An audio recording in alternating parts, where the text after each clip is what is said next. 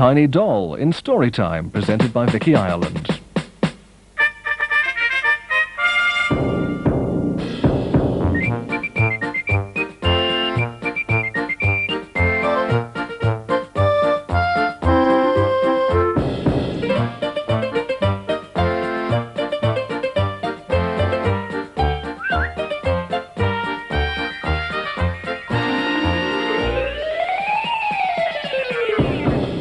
Storytime. This is an apron, right? Who does this belong to? Nancy the nurse. Yes, there you are, Nancy the nurse. Hello, we're playing a dressing up game. Hello. Now, baggy trousers. Who wears baggy trousers? Connie the clown. Connie the clown. There you are, Connie. That's it. Now, what about this jacket? Who does this jacket belong to? Penny the policewoman. There you are, Penny the policewoman. Whoops.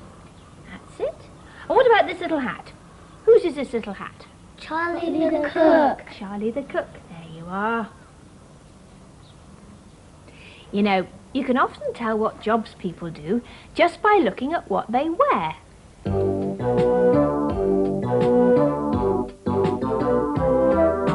Harry was a fireman, and this is what he did. He pulled on his boots and leggings. What did he do then? He buttoned up his jacket. What did he do then? He put on his belt and helmet. What did he do then? He jumped upon the engine. Clang, clang, clang, clang. That's what he did then. Tommy was a diver, and this is what he did. He put his rubber suit on. What did he do then? He pulled on his long black flippers. What did he do then? He put on his mask and snorkel. What did he do then? He jumped into the water. Glug, glug, glug, glug. That's what he did then. Davy was a pirate, and this is what he did. He put his wooden leg on. What did he do then? He put his pirate's hat on. What did he do then? He picked up a sword and pistol. What did he do then? He fired his big black cannon. Boom, boom, boom, boom. That's what he did then.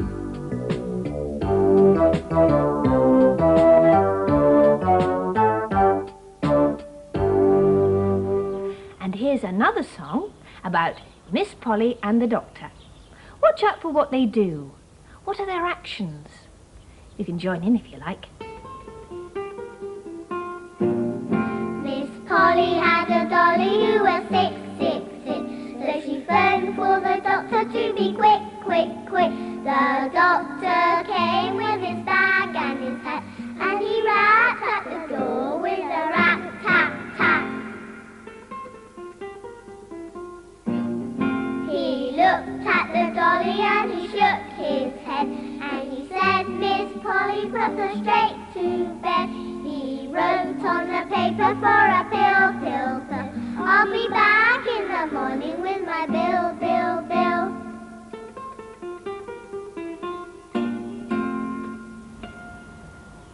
Poor Dolly. Let's hope she gets well soon, because we don't want Miss Polly to worry about her, do we? Well, while she goes to the chemist to get the pills, I'm going to tell you a story about a tiny doll who lived in a very cold house. There was once a tiny doll who belonged to a girl who did not care for dolls. One day, the girl was following her mother round a grocer's shop when she put her hand in her pocket and felt something hard. It was the tiny doll. Ugly old thing, She said, and put it back, as she thought, into her pocket.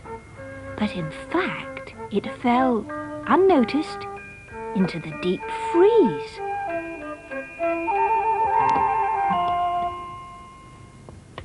It was very cold in the deep freeze, and the tiny doll began to feel rather stiff. So she decided to walk about and have a good look at the place. The floor was crisp and white, just like frost on a winter's morning. There were many packets, piled one on top of the other. They seemed to her like great big buildings. The cracks between the piles were rather like narrow streets. She walked one way and then the other, passing not only packets of peas, but packets of sliced beans, spinach, broccoli, and mixed vegetables. Then she turned a corner and found herself among the beef burgers and fish fingers. Now she made herself as comfortable as possible, but it was not easy.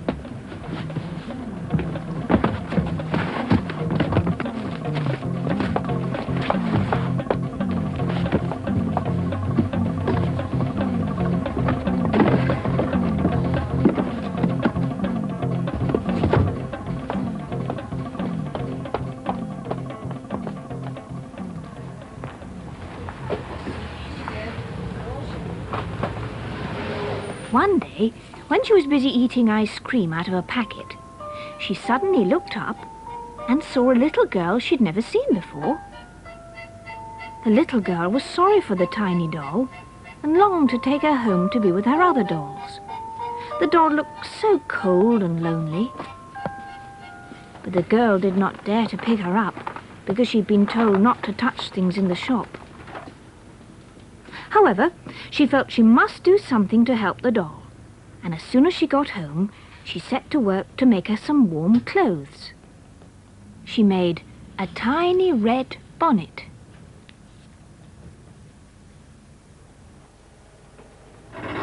While her mother cut out some material, blue velvet, for the little girl to make a tiny coat.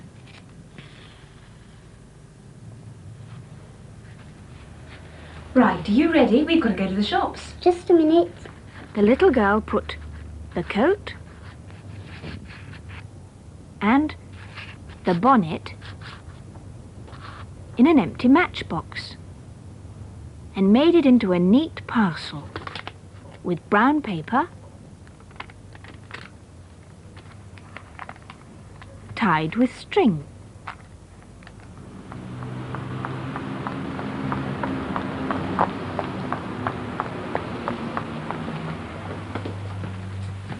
As soon as she reached the shop, she ran straight to the deep freeze to look for her.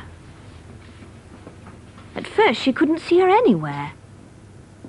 Then suddenly she saw her, right at the back, playing with the peas. The tiny doll was throwing them into the air and hitting them with an ice cream spoon. The little girl dropped in the parcel, and the doll at once started to untie it.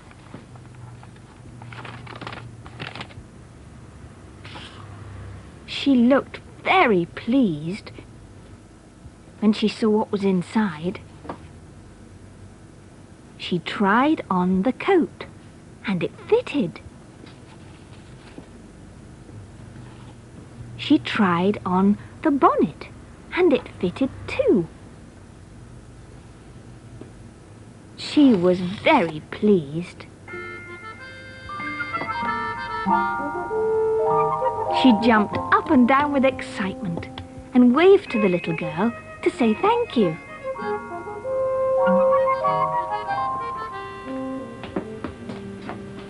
At last, she settled down in the matchbox, wrapped herself in the brown paper blanket, and went to sleep.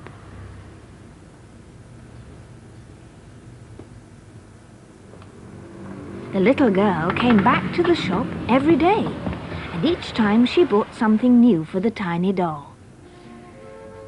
a yellow scarf,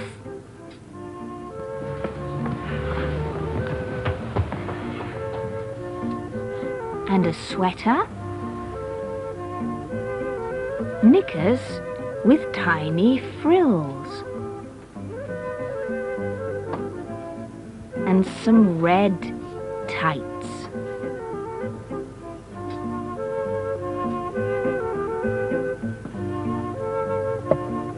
At last, the tiny doll was beautifully dressed and looked quite cheerful, but still nobody except the little girl ever noticed her.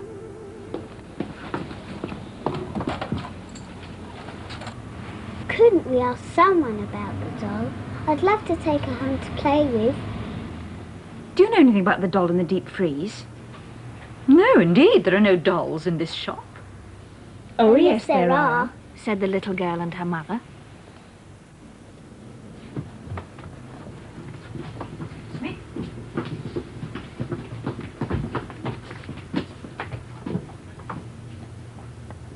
And there, sure enough, was the tiny doll, down among the frozen peas. It's not much of a life for a doll in there. You'd better take her home, where she will be out of mischief. Thank you.